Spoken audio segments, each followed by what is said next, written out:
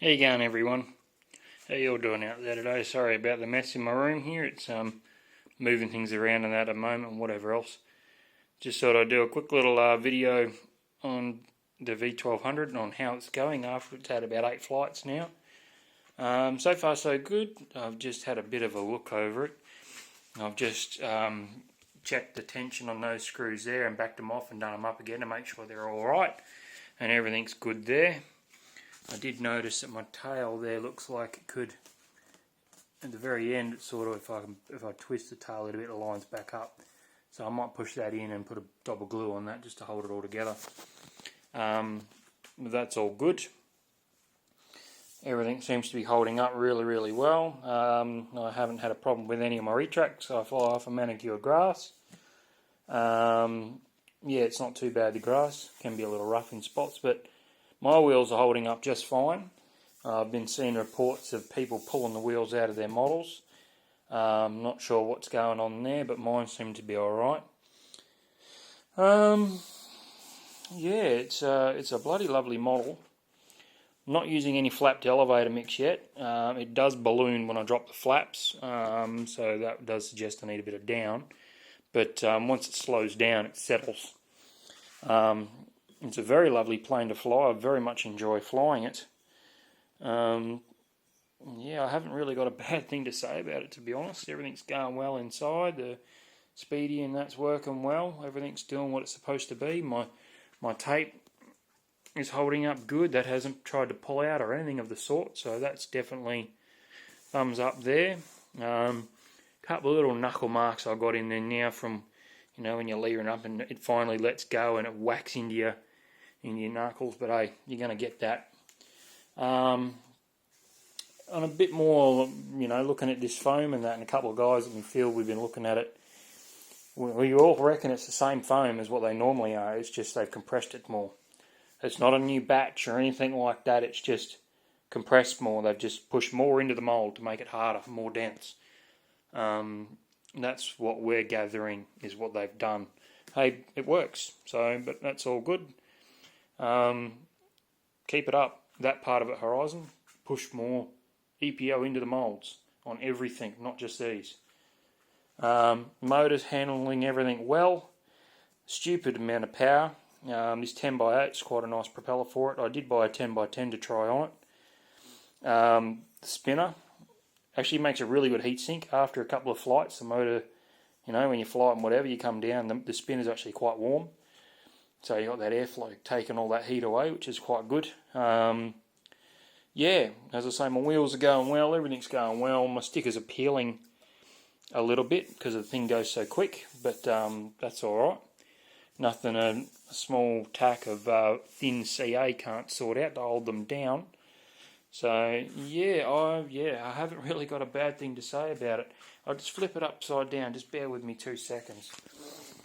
I'll let you look at the undercarriage for a second of the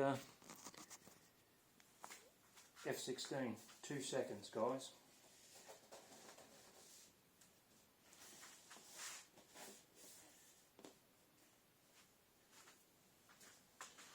Alright. Yeah, Freewing 90mm F16. Again, forgive my room, I'm busy in here today. Like a Texas tornado going through. And I'm in Australia. Everything's holding up well underneath. No servos have tried to fall out or anything of the sort. A bit of grass here and there stuck to the bottom of it. That's alright. I wish, Horizon, if you do watch these videos, maybe put some clear tape or something over these, because I'm about to do that now, because after almost every flight, these wires are dangling down, and I have to keep pushing them up and in there. And yeah, so I'm about to put some clear tape on them. And hold them in. The sticker peeled off my motor after about 2 flights, because the RPM of the motor is that ridiculous on 6S. It sounded like my bearings gone. I landed and pulled the nose and that off and had a look, and my sticker's flying off. So anyway, peeled that off, so there's no sticker in there anymore. But hey, that's all cool. Yeah, it's all going very well. no real trimming required. It's pretty straight. I think there's a couple of clicks. I did, however, I think I've bent this wheel here ever so slightly on one of my last landings yesterday. I might have landed just a fraction heavy. Because now when I retract up, it sort of hangs, and then I have to give it a bit of a press to pop it up in there.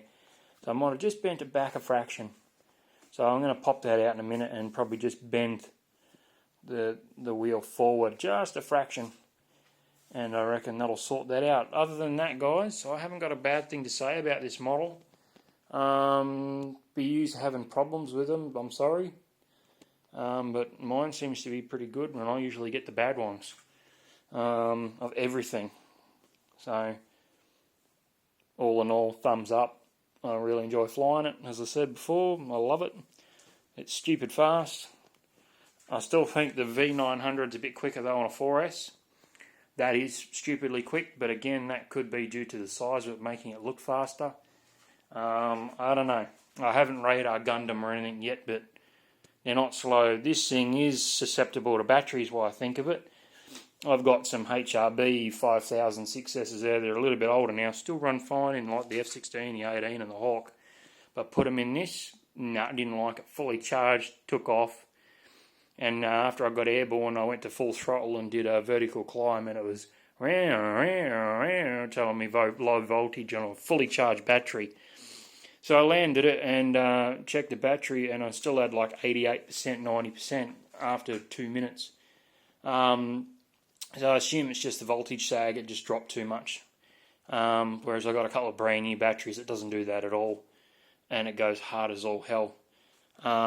So just be mindful of that, guys. If you've got older packs you're trying to run in it, it's not going to go as fast as what it can. On a fresh battery, you really notice the difference. Yeah, big time. Anyway, I will catch you all later.